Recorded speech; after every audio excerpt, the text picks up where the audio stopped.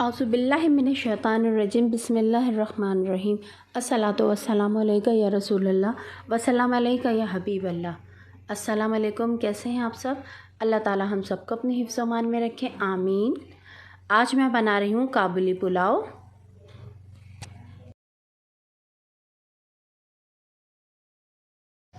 काबुली पुलाव बनाने के लिए मैंने बीफ लिया है 1 किलो। आप चाहें तो मटन भी ले सकते हैं। 1 किलो बीफ लिया है। इसके लिए मैंने ऑयल लिया है 1 कप से थोड़ा सा कम ऑयल।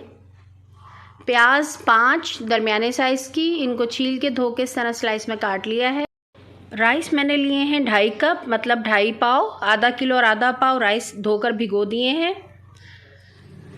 लहसुन अदरक का पेस्ट 2 खाने के चम्मच, नमक 1 खाने का चम्मच, सफ़ेद ज़ीरा, काली मिर्ची 1 चाय का चम्मच, थोड़ी हरी इलायची, बड़ी इलायची, थोड़ी सी लौंगें, और ये गाजर जूलियन कटिंग में मैंने 2 दरमियाने साइज़ की गाजर लेके इस तरह इसको जूलियन कट कर लिया है। किशमिश आधा कप, जितनी आपको अच्छी लगती है, कुछ बादाम और सफ़ेद ज़ीरा, काली मिर्च, हरी इलायची, बड़ी इलायची, थोड़ी लौंग, ये पीस के पाउडर बना लिया है। सबसे पहले बादामों को मैं फ्राई कर रही हूँ। इससे लाइट गोल्डन हो जाएंगे तो मैं फ्राई करके निकाल लेती हूँ।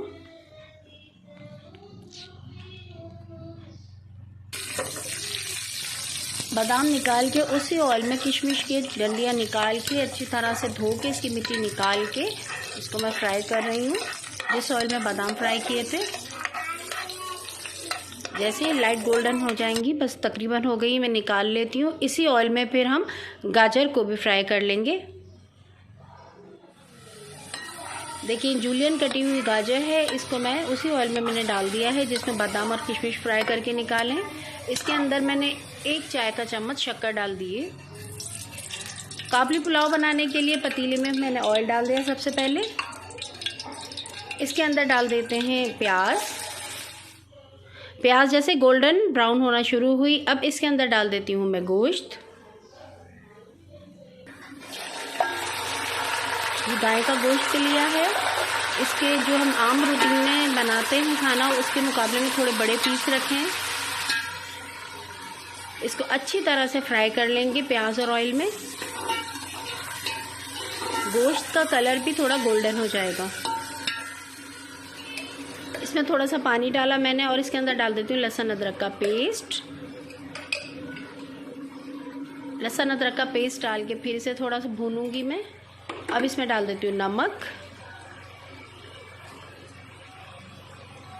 इसका कलर देखिए कितना गोल्डन आया, खूबसूरत गोल्डन कलर आ गया। इसको अच्छी तरह से भूनकर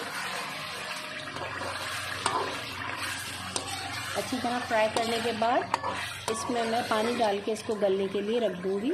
अच्छा, थोड़ा जो हमने मसाला पीसा था, सफ़ेद ज़ीरा, काली मिर्ची, हरी इलायची, बड़ी इलायची, थोड़ी लौंगे, उसमें से 1 खाने का चम्मच इसके अंदर डाल रही हूँ। बाकी मसाला हम बाद में डालेंगे। इसको मिक्स करके अब इसमें पानी डाल देते हैं। पानी इतना डालना है कि गोश्त गल जाए, फिर इसमें हम राइस भी पका लें। देखिए ये पानी बॉयल हो रहा है, गोश्त भी गल चुका है, तैयार है। अब मैं इसके अंदर डाल देती हूँ राइस जो हमने भिगो के रखे थे। आप चाहें तो सेला या बासमती, जो आपको अच्छे लगते हैं वो डालें। सेला चावल को आपको 2 से 3 घंटे ज़रूर भिगोना है। अच्छा, डाल के इसे मिक्स कर लेंगे। आप इस वक्त आप नमक चेक कर लें कि अगर नमक कम लगता है तो आप डालें, वैसे बिल्कुल परफेक्ट। अब इसमें डाल देते हैं जो मसाला हमने पीस के रखा था, सफ़ेद ज़ीरा, काली मिर्ची, हरी इलायची, बड़ी इलायची, थोड़ी लौंगे। इसको डाल के हम मिक्स करके दम पे रख देते हैं। दम पे रखने से पहले इसके अंदर डाल देते हैं जो जूलियन कटी हुई हमने गाजर फ्राई करके रखी है, वो इसके ऊपर डाल देंगे। थोड़ी सी गाजर मैं गार्निशिंग के लिए रोक लूँगी। इसमें किशमिश भी डाल देते हैं। किशमिश और फ्राई हुए बादाम डाल के इसको 20 मिनट तक के लिए थोड़ी देर हाई फ्लेम पे, फिर लो फ्लेम पे दम पे रख देते हैं। देखिए 20 मिनट बाद दम हो चुके हैं, चावल तैयार हैं, काबुली पुलाव बिल्कुल तैयार है। इसे हम थोड़ा मिक्स करते हैं और डिश आउट करते हैं। देखिए हर दाना अलग अलग है। माशाल्लाह बहुत अच्छा काबुली पुलाव बना है। ये डिश आउट कर लिया है।